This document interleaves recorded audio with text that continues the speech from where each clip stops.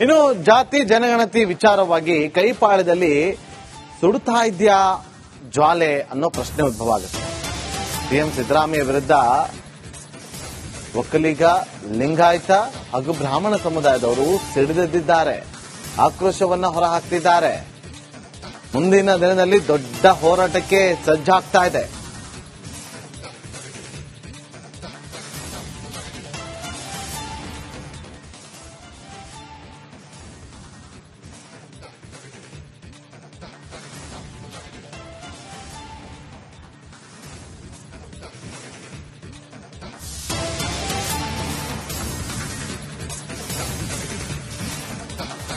ನಂತರ ಒಕ್ಕಲಿಗ ಮುಖಂಡರು ಮೀಟಿಂಗ್ ಅನ್ನು ಕರೆದಿದ್ದಾರೆ. ಸ್ವಾಮೀಜಿಗಳ ನೇತೃತ್ವದಲ್ಲಿ ಸಭೆ ನಡೆಸೋದಕ್ಕೆ ತೀರ್ಮಾನವನ್ನ ತೆಗೆದುಕೊಂಡಿದ್ದಾರೆ.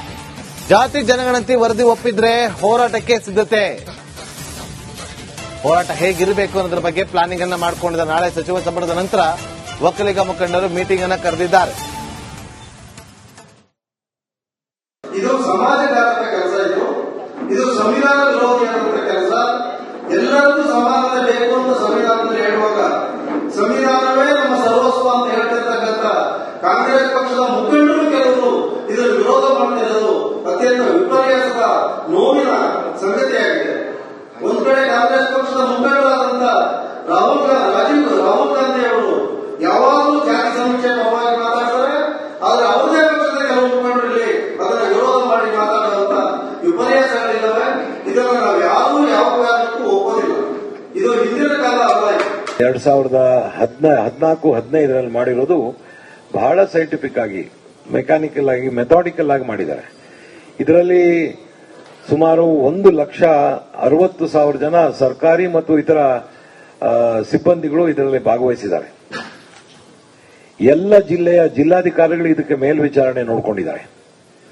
ಮತ್ತು ಈ ಒಂದೂವರೆ ವರ್ಷದಲ್ಲಿ ಇವರೆಲ್ಲರೂ ಭೇಟಿ ಕೊಟ್ಟಿರೋದು 1,35,35,772 ಕುಟುಂಬಗಳನ್ನು. ಇದು ಮೊದಲೆಲ್ಲ ನಡೀತಾ ಇದ್ದಿದ್ದು ಸ್ಯಾಂಪಲ್ ಸರ್ವೆ, ಇದು ಡೀಟೇಲ್ ಸರ್ವೆ. ಇದಕ್ಕೆ ಏನ್ ನಿಮಗೆ ಮಾನದಂಡ ಎಲ್ಲಿದೆ ಹತ್ರ ಅಂದ್ರೆ 2011ರಲ್ಲಿ ನಮ್ಮ ದೇಶದ ಸೆನ್ಸಸ್ ಇದೆ, ನಿಮಗೆಲ್ಲ ಗೊತ್ತಿರ್ತದೆ. ಅದು ನಮ್ಮ ಕರ್ನಾಟಕ ರಾಜ್ಯದ ಪಾಪ್ಯುಲೇಷನ್ 2011 ಸೆನ್ಸಸ್ ಅಲ್ಲಿ 6,2 ಅಥವಾ 3 ಲಕ್ಷ ಅಂತ ನನಗೆ ಗೊತ್ತಿದೆ. ಅದು ನೀವು ಲೆಕ್ಕ ಹಾಕಿದಾಗ 2000 ಮತ್ತಷ್ಟು ಮಾಹಿತಿಯನ್ನು ಕೊಡೋದಕ್ಕೆ ನಮ್ಮ ಪ್ರತಿನಿಧಿ ಚಂದ್ರು ಈಗ ಫೋನ್ ಸಂಪರ್ಕದಲ್ಲಿದ್ದಾರೆ. ಚಂದ್ರು, ನಾಳೆ ಕ್ಯಾಬಿನೆಟ್ ಮೀಟಿಂಗ್ ನಲ್ಲಿ ಏನಾಗುತ್ತೆ ಅನ್ನೋದು ಒಂದು ಕಡೆ ಆದ್ರೆ, ಆ ಮೀಟಿಂಗ್ ನಲ್ಲಿ ಏನಾದರೂ ಜಾತಿ ಜನಗಣತಿ ವಿಚಾರವಾಗಿ ಒಮ್ಮೆಲೇನಾದ್ರೂ ನಿರ್ಧಾರವನ್ನ ತೆಗೆದುಕೊಂಡ್ರೆ ಜಾರಿ ಮಾಡೋದ್ರ ಬಗ್ಗೆ ಮುಂದೆ ಏನಾಗುತ್ತೆ ಅನ್ನೋದು ಒಂದು ಕಡೆ ಆದ್ರೆ, ಮತ್ತೊಂದು ಕಡೆ ಒಕ್ಕಲಿಗ ಸಮುದಾಯದವರ ಮುಂದಿನ ಹೋರಾಟ ಹೇಗಿರುತ್ತೆ, ಅವರ ಪ್ಲಾನ್ಗಳೇನು, ಇದೆಲ್ಲದ್ರ ಬಗ್ಗೆ ಚರ್ಚೆ ಆಗ್ತದೆ. ಓವರ್ ಆಲ್ ಆಗಿ ನಾಳೆ ಏನಾಗಬಹುದು, ಮುಂದೆ ಏನಾಗುತ್ತೆ? ಖಂಡಿತ ಏನಬೇಕು, ಈಗಾಗಲೇ ಜಾತಿ ಗಣತಿ ವರದಿಯನ್ನ ಮಂಡನೆ ಮಾಡಿರ್ತಕ್ಕಂಥದ್ದು, ಆದ್ರೆ ಬಹಳ ಅಸ್ಪಷ್ಟವಾಗಿ ಮತ್ತು ಗೊಂದಲಮಯವಾಗಿ ಇರತಕ್ಕಂಥದ್ದು ಬಹಳ ಸ್ಪಷ್ಟವಾಗಿ ಕಂಡು ಬರ್ತಾ ಇದೆ. ಯಾಕಂದ್ರೆ ನಾಯಕರು ಒಗ್ಗಟ್ಟಾಗಿ ಹೋಗೋಣ ಅನ್ನೋಂತ ಮಾತನ್ನ ಹೇಳ್ತಾ ಇದ್ದಾರೆ, ಒಗ್ಗಟ್ಟಿನ ಮಂತ್ರವನ್ನ ಜಪಿಸ್ತಿದ್ದಾರೆ. ಆದ್ರೆ ಸಚಿವರು ಮತ್ತು ಇತರೆ ನಾಯಕರುಗಳು ಬೇರೆ ರೀತಿಯಾದಂತ ಒಂದು ಮಾರ್ಗವನ್ನ ತಳಿಸ್ತಾ ಇರ್ತಕ್ಕಂಥದ್ದು ನಾವು ಗಮನಿಸಬಹುದು.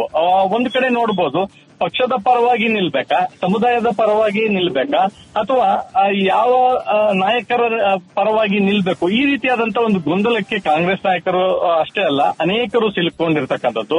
ಒಂದು ಕಡೆ ಮಲ್ಲಿಕಾರ್ಜುನ್ ಖರ್ಗೆ ಅವರು ಹೇಳಿದ್ದಾರೆ ಒಗ್ಗಟ್ಟಾಗಿ ಹೋಗೋಣ ಅನ್ನೋಂಥದ್ದು, ಮತ್ತೊಂದು ಕಡೆ ಸಚಿವರುಗಳು ಮತ್ತು ಕಾಂಗ್ರೆಸ್ನ ಕೆಲ ಶಾಸಕರೇ ವರದಿ ಸರಿ ಇಲ್ಲ, ಇದನ್ನ ಬದಲಿಸಬೇಕು, ಅಥವಾ ನಾವು ಈ ವರದಿಯನ್ನು ಒಪ್ಪಲ್ಲ, ಈ ರೀತಿಯಾದಂತ ಒಂದಷ್ಟು ಗೊಂದಲ ಸೃಷ್ಟಿಯಾಗಿರ್ತಕ್ಕಂಥದ್ದು. ಇದರ ನಡುವೆ ಸಮುದಾಯವಾರು ಈಗ ಸಭೆಗಳನ್ನ ಮಾಡಿ ತಮ್ಮ ನಿಲುವನ್ನು ಕೂಡ ಸ್ಪಷ್ಟಪಡಿಸ್ತಿದ್ದಾರೆ. ಒಂದು ವೇಳೆ ಕಾಂತರಾಜ್ ಆಯೋಗದ ವರದಿಯನ್ನ ಜಾರಿ ತಂದ್ರೆ ನಾವು ಬಂದ್ ಮಾಡ್ತೀವಿ ಅಥವಾ ಸರ್ಕಾರವನ್ನ ಬೀಳಿಸ್ತೀವಿ, ಈ ರೀತಿಯಾದಂತ ಹೇಳಿಕೆಗಳು ಬರ್ತಿದಾವೆ.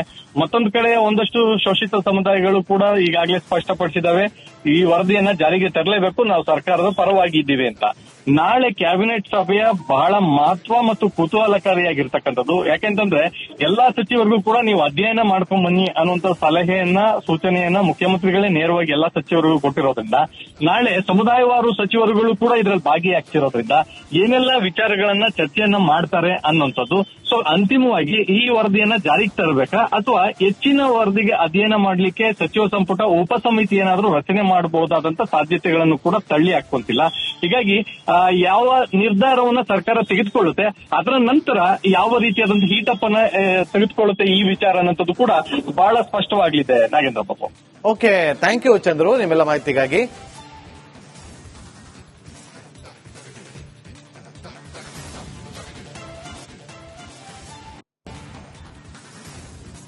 ಇನ್ನು ಜಾತಿ ಜನಗಣತಿ ವಿಚಾರವಾಗಿ ಕೈಪಾಳ್ಯದಲ್ಲಿ ಸುಡುತ್ತಾ ಇದ್ಯಾ ಜ್ವಾಲೆ ಅನ್ನೋ ಪ್ರಶ್ನೆ ಉದ್ಭವ ಆಗುತ್ತೆ.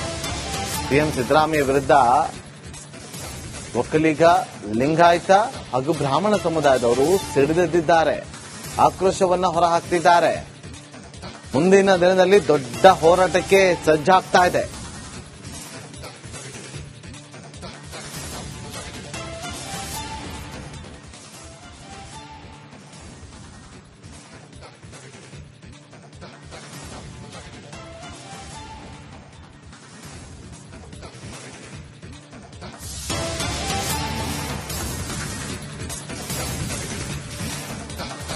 ನಂತರ ಒಕ್ಕಲಿಗ ಮುಖಂಡರು ಮೀಟಿಂಗ್ ಅನ್ನು ಕರೆದಿದ್ದಾರೆ. ಸ್ವಾಮೀಜಿಗಳ ನೇತೃತ್ವದಲ್ಲಿ ಸಭೆ ನಡೆಸೋದಕ್ಕೆ ತೀರ್ಮಾನವನ್ನ ತೆಗೆದುಕೊಂಡಿದ್ದಾರೆ.